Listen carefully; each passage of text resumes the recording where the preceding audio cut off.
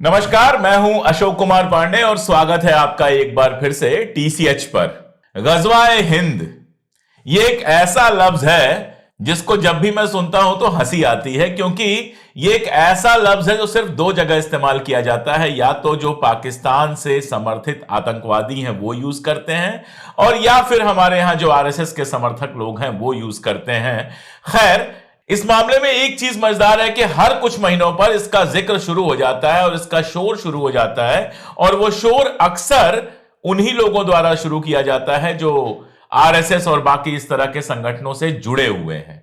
अभी हाल में क्या हुआ कि एक केस दर्ज कराया गया, सहारनपुर में बाकायदा एक केस दर्ज कराया गया। जब उसको खंगाला गया तो मालूम यह पड़ा कि 2015 का मामला है। यानी यह मामला जो है वो 9 साल पुराना है। 2015 का मामला यह है कि दारुल उलूम देवबंद में किसी ऑनलाइन यूजर ने पूछा गजवाए हिंद के बारे में, और उसको बताया गया कि यह फला फला हदीथ में है। अब 2015 का मामला था, उसको लेकर अब तमाशा शुरू हुआ, कल ट्विटर पर ट्रेंड करता रहा, बाकी सारी चीजें हुई, और उसके बाद अब बयान आया है मौलाना मुफ्ती अब्दुल कासिम नोमानी का। ये सीधे सीधे हमने नहीं कहा था, हदीस में जो लिखा हुआ था वो हमने कॉपी कर दिया था। और 28 फरवरी से वहां मजलिस शूरा होने जा रही है, जिसमें देखिए कि इसको लेकर क्या कहा जाता है, क्या नहीं कहा जाता है। अब मुझे लगा कि गजवाए हिंद एक ऐसा टर्म है जिसके बारे में किसी को पता तो कुछ खास है नहीं, लेकिन इस पर शोर हमेशा होता रहता है। तो एक बार फाइनली अपने चैनल पर बता दूं, समझा दूं, बाकायदा एग्जाम्पल देके समझा दूं कि यह गजवाए हिंद है क्या, इसके पीछे की कहानी क्या है, यह कितना सही है, कितना गलत है, और इसका आज के वक्त में मानी क्या हो सकता है। यह सारी चीजें समझने के लिए कल कई मुस्लिम स्कॉलर्स से मैंने बात की, कई सारे आर्टिकल खंगाले जिनका रेफरेंसेज बीच बीच में आपको मिलता रहेगा, और जितना मेरी समझ में आया उतना मैं आपसे शेयर करने की कोशिश कर रहा हूं। जो सबसे पहला मुझे आर्टिकल मिला, जो मुझे किसी मित्र ने भेजा, वो भेजा Manohar Parrikar institute for defence studies and analysis, New Delhi. ये नई दिल्ली में एक रिसर्च इंस्टीट्यूट है जो मनोहर पर्रिकर भारतीय जनता पार्टी के बड़े नेता और गोवा के मुख्यमंत्री थे, उनके नाम पर यह वेबसाइट है। वहां पर डॉक्टर आदिल रशीद का एक आर्टिकल है जिसमें उन्होंने गजवाए हिंद उर्दू में या फिर गजवातुल हिंद जो अरबी में है उसका मानी समझाने की कोशिश की, उसका हिस्ट्री समझाने की कोशिश की। इसके अलावा भी कई आर्टिकल्स मिले, जैसे जैसे जरूरत पड़ेगी मैं उनका रेफरेंस आपको देता जाऊंगा। सबसे पहले तो हम यह समझ लें कि गजवा हिंद या गजवातुल हिंद जो कभी भविष्य में होने वाला है, तो भविष्य में होने वाली जो घटनाएं होती हैं इस्लाम उसको किस तरह से देखता है, इस पर थोड़ा सा हम समझ लें, जिसको फ्यूचर स्पेकुलेशंस आप कह सकते हैं। भविष्य के लिए जो अंदाजे लगाए जाते हैं उनके बारे में उनको कहा जाता है, उनके लिए जो लफ्ज इस्तेमाल किया जाता है वो बातीनिया पहला लफ्ज इस्तेमाल किया जाता है, जिसका आप अनुवाद कर सकते हैं अंग्रेजी में एसोटेरिक, या फिर ऐसा जो गूढ़ है, जो सबकी समझ में नहीं आता है, रहस्य वाली चीज है, तो बातीनिया कहा जाता है। दूसरा कहा जाता है इसको गैब। गैब का मतलब जिसको देखा ना जा सके, जो अनसीन हो। तो गजवाए हिंद का जो पूरा का पूरा मामला है, सबसे पहले तो किसी फ्यूचर का मामला है, इसलिए वो बातीनिया भी है और गैब भी है। यानी कि उसको आम लोग जिस तरह से इंटरप्रेट करते हैं वैसे नहीं किया जा सकता। उसको समझने के लिए आपको थोड़ा गहरे में जाना पड़ेगा। अब इस्लाम के जो रूल्स हैं या इस्लाम में जो कुछ लिखा गया है वो दो तरीके से मिलता है। एक मिलता है कुरान में और दूसरा मिलता है हदीस में। कुरान और हदीस के बीच में फर्क यह है कि कुरान सीधे सीधे अल्लाह ने, जो गॉड कह लीजिए, अल्लाह कह लीजिए, उन्होंने जो मोहम्मद साहब से कहा था और उन्होंने नोट करवाया था वो सारा कुछ कुरान है। यानी कुरान में किसी तब्दीली, उस पर किसी बहस की इजाजत इस्लाम के अंदर नहीं है। जो कुरान में लिखा गया है वो लफ्ज दर लफ्ज माना जाता है। और यहां यह भी बताना जरूरी है कि ये जो गजवाए हिंद है इसका कुरान में कहीं जिक्र नहीं आता है। पहली बात तो यह हो गई। दूसरी चीजें होती हैं हदीसें। अब हदीस क्या होती है कि जो मोहम्मद साहब के साथ के लोग थे, उन लोगों ने मोहम्मद साहब से जो कुछ सुना, जिसको सुनना कहते हैं, जो कुछ सुना उसको बाद में नोट किया और उसको कहा गया हदीस। यानी हदीस जो है वो मोहम्मद साहब के अपने लफ्ज हैं, वो खुदा के लफ्ज नहीं है। तो हदीस को लेकर बहुत सारी बहसें चलती रहती हैं। कौन सी हदीस सही है, कौन सी गलत है, किस पे भरोसा किया जा सकता है, किस पे नहीं भरोसा किया जा सकता है, इसको लेके इस्लामिक स्कॉलर्स के बीच में लगातार बहसें चला करती हैं। बहसें इस्लाम में है, इस बात को समझना चाहिए कि केवल अंधी चीजें नहीं हैं, बहसें बहुत सारी हैं। इसीलिए बहुत सारे जो सूरा और आयतें हैं उनकी एनालिसिस को लेके, उसकी मानी निकालने को लेकर जो बहसें होती हैं, उसमें जो कहा जाता है, उसके लास्ट में कहा जाता है अल्लाहुल आलम, यानी कि यह बात तो मैंने कही है, इसकी हकीकत क्या है, इसमें सच्चाई क्या है, यह सिर्फ खुदा जानता है, यह सिर्फ अल्लाह जानता है। मेरी बात आप समझ रहे हैं? मोटी बात मैं जो कहना चाह रहा हूं, जहां से शुरुआत करना चाह रहा हूं, कि चाहे वो गजवातुल हिंद की बात हो जो एक हदीस में आने की बात है, या बाकी सारी चीजों की बात है, कुरान के बाहर जो चीजें हैं उन चीजों को लेकर इस्लाम में बहस है, वो फाइनल ट्रुथ नहीं मानी जाती हैं। अब हदीसों में किनको सही माना जाता है, किनको नहीं सही माना जाता है, उसके लिए भी बाकायदा रूल बने हुए हैं। उन रूल्स को समझने से पहले समझ लेते हैं कि गजवा यानी आक्रमण जैसी कोई चीज, गजवा का अगर आप सीधे अनुवाद करें हिंदी में तो आक्रमण जैसी चीज होगी। गजवा का मानी क्या है इस्लाम में, उसको आप समझ लें। मोहम्मद साहब की जिंदगी में जो जंगें लड़ी गई, जिसमें मोहम्मद साहब ने खुद पार्टिसिपेट किया, ऐसी 27 जंगों का जिक्र आता है। सिर्फ और सिर्फ उनको गजवा कहा गया। यहां तक कि मोहम्मद साहब के जिंदा रहते जिन लड़ाइयों में मोहम्मद साहब खुद नहीं गए, उनको भी सारिया कहा गया। मेरी अरबी की जो प्रोनाउंसिएशन है वो गलत हो सकती है, आप स्पेलिंग यहां पर देख लीजिए, क्योंकि मैंने अंग्रेजी में ही पढ़ा है, मुझे अरबी तो नहीं आती है। तो उसको सारिया कहा गया, उसको गजवा नहीं कहा गया। यानी मैं क्या कहना चाह रहा हूं, गजवा सिर्फ उन जंगों को कहा गया जिसमें मोहम्मद साहब ने लीड किया, वो खुद शामिल हुए। ऐसी जंगें जिनकी इजाजत तो मोहम्मद साहब ने दी थी लेकिन वो खुद शामिल नहीं हुए थे, उनको गजवा नहीं कहा गया। तो पहला सवाल यह उठता है कि मोहम्मद साहब तो अब है नहीं दुनिया में, तो कोई भी अगर गजवाए हिंद होगी तो उसमें मोहम्मद साहब तो भाग ले नहीं सकते, तो फिर वो गजवा कैसे हो सकती है, वो ऑथेंटिक कैसे हो सकती है? क्योंकि सिर्फ उन जंगों को, उन 27 जंगों को, उसको लेके भी कुछ 27 और 26 को लेकर बहस है, उस डिटेल में मैं नहीं जाऊंगा, लेकिन 27 जंगों को ही गजवा कहा गया जिसमें मोहम्मद साहब खुद शामिल हुए। मोहम्मद साहब की मौत के बाद जो इस तरह की लड़ाइयां हुई, जिसमें खुलफाए रशीदीन यानी ऐसे खलीफा जिनको मोहम्मद साहब मान्यता देते थे, वो लोग गए लड़ने के लिए, उनको कहा गया मरका, यानी उनको भी गजवा नहीं कहा गया।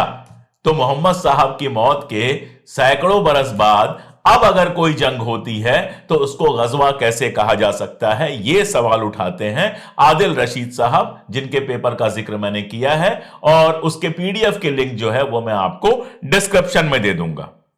गुलाम रसूल देहलवी साहब जो है वो सवाल उठाते हैं इसी आधार पर। गुलाम रसूल देहलवी साहब का आर्टिकल है, Pakistani jihadis war cry of Ghazwa-e Hind is entirely based on concocted ahadith. यानी उनका कहना यह है कि जिस हदीस से यह लिया जा रहा है उस हदीस पर बिल्कुल भरोसा नहीं किया जा सकता है। एक ऐसी हदीस के भरोसे जो पाकिस्तान के समर्थक आतंकवादी हैं वो गजवाए हिंद का नारा लगा रहे हैं, जो धार्मिक आधार पर प्रामाणिक नहीं है, प्रूवन नहीं है। यानी गुलाम रसूल देहलवी एक लाइन में यह बात कह रहे हैं कि जिस हदीस से इसको उठाया गया है उस हदीस की ऑथेंटिसिटी पर सवाल है। असल में देवबंद का नाम आया है, लेकिन दारुल उलूम देवबंद के ही मौलाना वारिस मजहरी जो हैं काफी पहले इस बात को क्लियर कर चुके हैं कि गजवाए हिंद अगर वाकई होता, अगर वाकई मोहम्मद साहब ने उसकी बात की होती, तो उसके साथ जो इनामो इकराम जुड़ा हुआ है, यानी कहा यह गया है कि गजवाए हिंद में जो शहीद होंगे बाकी मुसलमानों को रोक कर उनको सबसे पहले जन्नत की जगह दी जाएगी। तो इस्लाम के अंदर यह बड़ा इनाम है। तो इतना बड़ा इनाम जहां पर है, उनका कहना है कि अगर वाकई मोहम्मद साहब ने ऐसा कुछ कहा होता या ये ऑथेंटिक होता तो इसका जिक्र ढेर सारी हदीसों में आना चाहिए था, बहुत सारी जगहों में आना चाहिए था, जबकि एक हदीस को छोड़कर इसका जिक्र कहीं नहीं है और वो हदीस भी ऑथेंटिक नहीं है। ये कह रहे हैं दारुल उलूम देवबंद के मौलाना वारिस मजहरी। जब पहली बार यह मामला उठा था तो मौलाना वारिस मजहरी ने यह कहा था कि यह जो हदीस है यह ऑथेंटिक नहीं है, क्योंकि इतनी बड़ी चीज अगर होती, मोहम्मद साहब ने इतनी बड़ी चीज कही होती तो फिर यह कई जगहों पर रीफर की गई होती। लेकिन हकीकत यह है कि जिस हदीस में है, मैं आऊंगा उस हदीस के बारे में भी बात करूंगा, कि जिस हदीस में है उसमें सिर्फ एक व्यक्ति ने, जो मोहम्मद साहब के साथ के लोग थे, उनमें सिर्फ एक व्यक्ति द्वारा यह कहा गया, बताया गया है। अब उनके अलावा किसी भी ऐसे व्यक्ति ने जो मोहम्मद साहब के समकालीन थे या उनके साथ थे, इसका जिक्र नहीं किया है। इसलिए मजहरी साहब का कहना है कि यह बिल्कुल पॉसिबल है कि यह बाद में जोड़ा गया हो, यह हकीकत ना हो। उन्होंने लिखा है, it is possible that this हदीस report is not genuine and that it might have been manufactured in the period of Umayyad Khalifa to suit and justify their own political purposes and expansionist designs।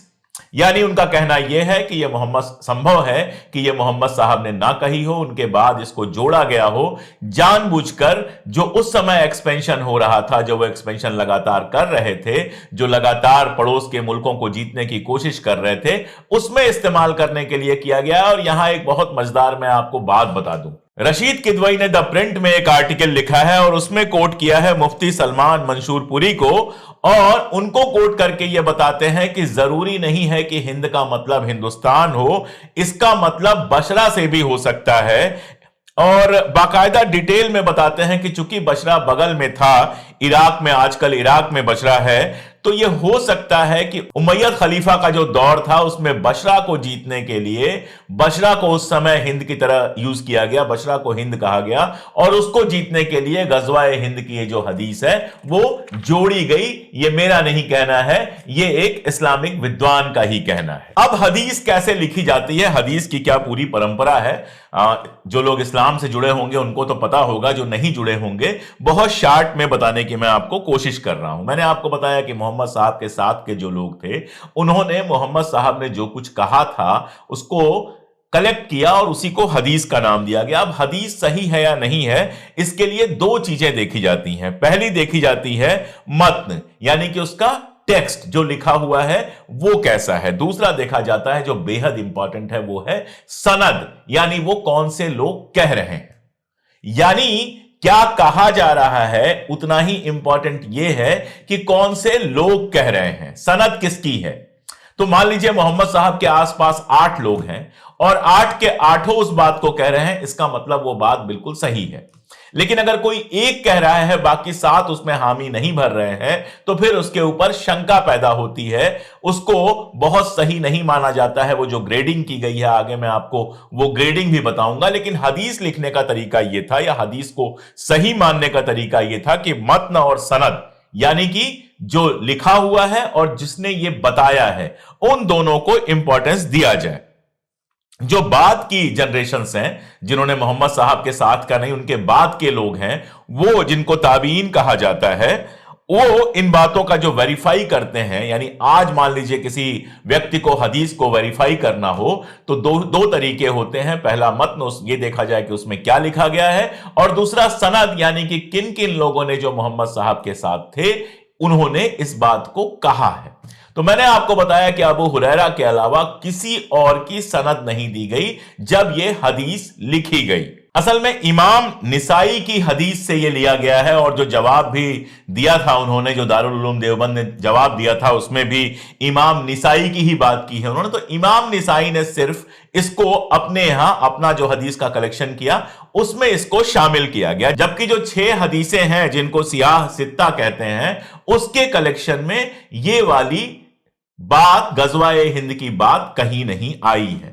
अब जो मैंने आपको बताया कि मतन और सनद के बेस पर यह तय किया जाता है कि हदीसें कितनी सही हैं, कितनी गलत, उसके 3 ग्रेड बनाए गए। पहला ग्रेड है सही, यानी वो बिल्कुल ऑथेंटिक है, उस पर कोई सवाल नहीं उठ सकता, जिसकी ढेर सारी सनद हो, जिसमें कई सारे लोगों ने कहा हो।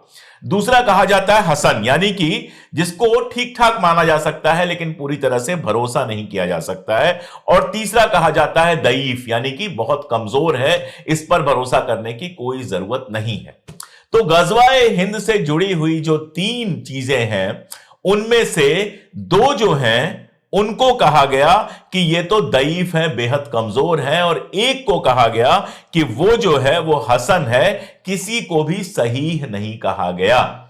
यानी इस्लामिक विद्वान खुद इस बात को लेकर मुतमईन नहीं है कि गज़वा-ए हिंद जो है वो जिस हदीस से निकलकर आती है वो सही है या फिर नहीं है। इसीलिए मैंने आपको बताया कि जो सियाह सिता है, 6 जो हदीसें हैं जिसको ऑथेंटिक माना जाता है, जिसमें हदीसों का कलेक्शन है, उसमें इसको शामिल नहीं किया गया है। अब 2 सवाल इसमें और उठाए गए हैं। पहली बात तो ये कि जो 2 हदीसें हैं जिनको दईफ कहा गया वो इमाम नसाई के कलेक्शन में तो हैं, जिसको ऑथेंटिकेटेड नहीं माना जाता है, लेकिन सुन्ना नसाई अल सुगरा में उनका कहीं जिक्र नहीं आता है, जो उन 6 किताबों में शामिल है जिनको सियाह सित्ता में शामिल किया जाता है, यानी ऑथेंटिक हदीसों में शामिल किया जाता है। इसका क्लियर मतलब यह है कि यह हदीस ऑथेंटिक नहीं है। दूसरा सवाल उठाया कि इमाम नसाई की जो डेथ हुई थी, मृत्यु हुई थी, वो हुई थी 915 में।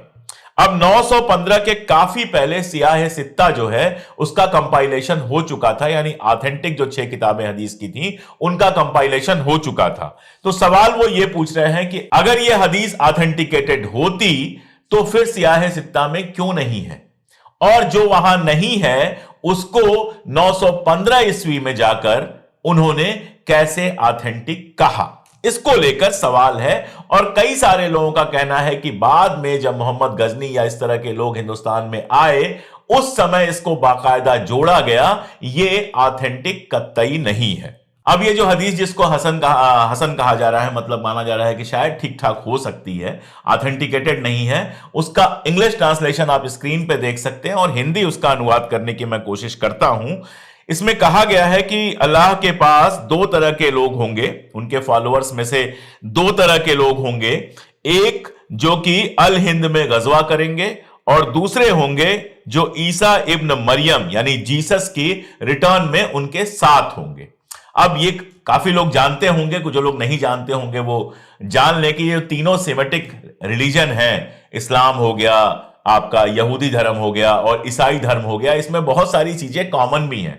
तो ईसा मसीह जो हैं वो क्रिश्चियनिज्म में भगवान के बच्चे हैं, भगवान के बेटे हैं, गॉड के बेटे हैं। इस्लाम में वो गॉड के बेटे तो नहीं माने जाते हैं, लेकिन पैगंबर माने जाते हैं। और ऐसा माना जाता है कि जब सारी दुनिया में एंटी क्रिश्चियन लोगों का पूरा बोलबाला हो जाएगा, सारी दुनिया को एंटी क्रिश्चियन लोग कब्जा कर देंगे, अजाल कहा जाता है, तो उस समय वो लौटेंगे। और जब वो लौटेंगे तब गज़वाए हिंद की बात है। तो पहली बात तो ये कि जिस दुनिया में हम रह रहे हैं, एंटी क्रिश्चियन लोगों का पूरी दुनिया पर कोई कब्जा तो हुआ नहीं है, और कब्जा हुआ नहीं है तो अभी उनके लौटने का कोई सवाल नहीं है। और अगर अभी उनके लौटने का कोई सवाल नहीं है तो गज़वाए हिंद का भी कोई सवाल फिलहाल नहीं है। तो खैर ये वो हदीस है जिसको लेकर तमाशा होता रहता है और जिसको लेकर ये पूरा तमाशा नए सिरे से पैदा हुआ है, और जिसको लेकर जो आतंकवादी हैं, खासतौर से पाकिस्तान में, पाकिस्तान समर्थित जो आतंकवादी हैं जिसमें जैश वगैरह शामिल हैं, इवन आईएसआईएस, वो इस तरह की चीजों को कोट करते रहते हैं। और कोट इसलिए करते हैं कि इस्लाम का सहारा लेके इस्लाम के नाम पर लोगों को भड़का के, मैंने इतनी रिसर्च किया, बाकी जिन लोगों ने ये लेख लिखा इतनी रिसर्च किया, जो मुफ्ती हैं, जो मौलवी हैं, वो ये सारी चीजें जानते हैं। जब आम किसी मुसलमान से ये कहा जाता है कि हदीस में ये लिखा हुआ है, तो वो तो बेचारा उसको लगता है कि खुदा का काम करने जा रहा है, तो लोगों को भड़काने के लिए इस गज़वाए हिंद का इस्तेमाल करते हैं, जिसके बारे में इस्लाम के विद्वानों का यह मानना है कि यह बिल्कुल भी ऑथेंटिक नहीं है। एक और एग्जाम्पल दिया गया, एक साहब हुए हैं शाह वलीउल्लाह, 18वीं सेंचुरी के बड़े इस्लामिक स्कॉलर थे, जिनके बारे में कहा जाता है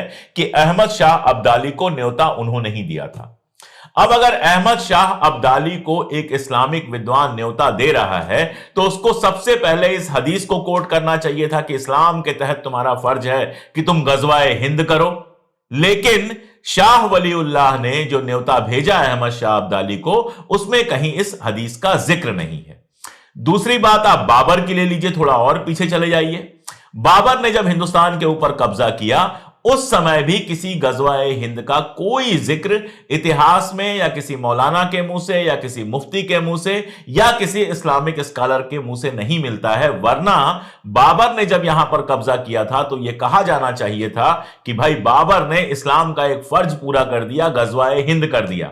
लेकिन इस गजवाए हिंद का जिक्र आपको हाल फिलहाल पिछले 10-20 वर्षों से पहले कहीं नहीं मिलता है। ना किसी अरबिक ट्रेडिशन में मिलता है, ना किसी इस्लामी ट्रेडिशन में मिलता है, ना उन मुस्लिम शासकों के यहां मिलता है जिन्होंने हिंदुस्तान पर वाकई कब्जा किया था।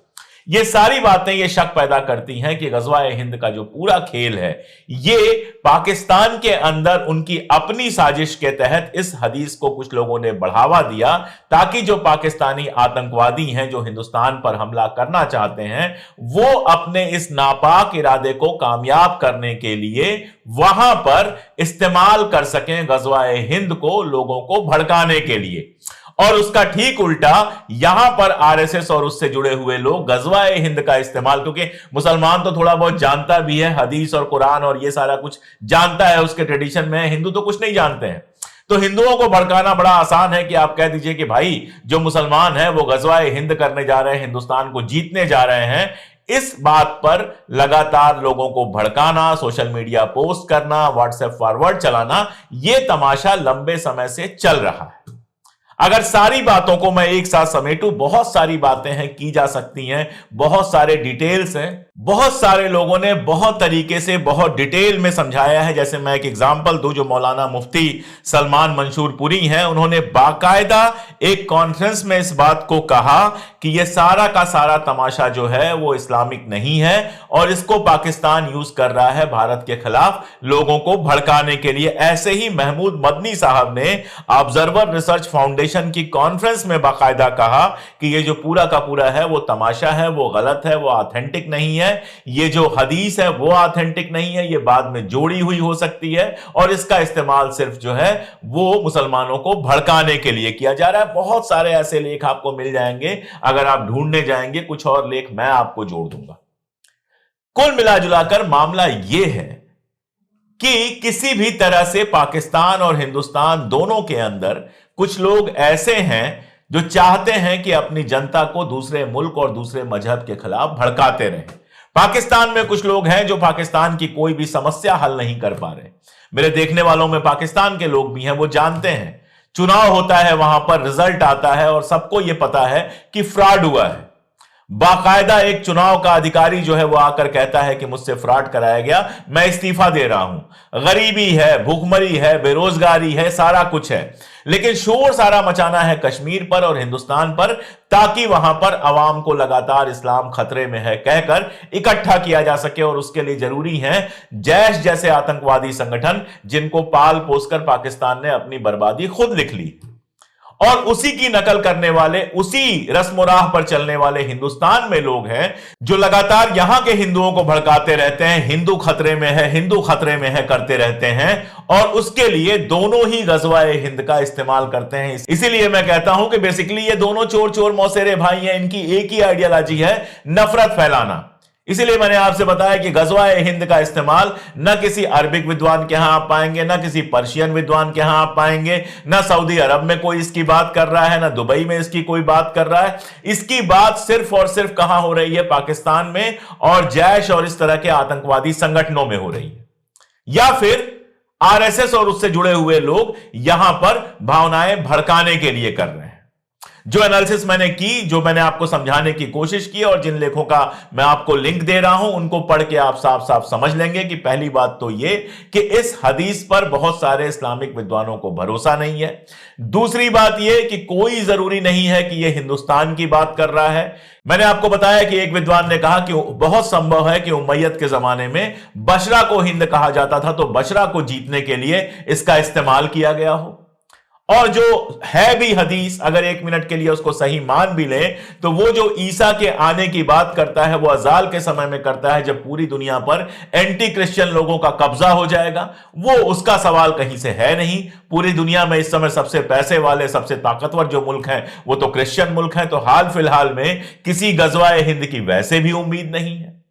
तो जो मुसलमान है वो भी इसको समझें, जो हिंदू देख रहे हैं वो भी इसको समझें कि ये सिर्फ आपको बेवकूफ बनाने के लिए, आपको भड़काने के लिए और नफरत के लिए इस्तेमाल किया जा रहा है, जबकि इस्लामिक ट्रेडिशन के बड़े बड़े विद्वान कह चुके हैं कि ये हदीस या तो ऑथेंटिक नहीं है और या फिर हिंदुस्तान के संदर्भ में कहीं से रेलिवेंट नहीं है। इसलिए मुझे लगा कि एक बार मैं आपको यह डिटेल में बता दूं कि यह कमबख्त गज़वा-ए हिंद है क्या, ये किस हदीस में है, वो हदीस ऑथेंटिक है कि नहीं है, उसका इतिहास में क्या मरहला है, उसका इस्लामिक ट्रेडिशन में क्या मरहला है और आज के वक्त में उसका क्या मतलब है, किस तरह से उसका इस्तेमाल दो मजहबों के बीच में सिर्फ और सिर्फ नफरत फैलाने के लिए किया जा रहा है। अगर आपको लगता है कि इस तरह की बातें करना जरूरी है, अगर आपको लगता है कि जिस तरह से नफरत फैलाई जा रही है उसमें इस तरह की हकीकत बार बार सामने लाना जरूरी है, तो जुड़े रहिए हमसे। बहुत आसान तरीके हैं, हमारे चैनल को सब्सक्राइब कर लीजिए। अगर ज्वाइन कर सकते हैं तो 3 रुपए से भी कम की मेंबरशिप में आप हमें लगातार मदद कर सकते हैं। बाकी वीडियो को लाइक करना, दोस्तों को भेजना, ये सब तो आप जानते ही हैं। जुड़िए हमसे, ताकत दीजिए ताकि हम इतने सारे दुष्प्रचार, इतने सारे झूठ के बीच में सत्ता और कैमरे दोनों की आंखों में आंख डालकर लगातार सच कह सकें। बहुत शुक्रिया।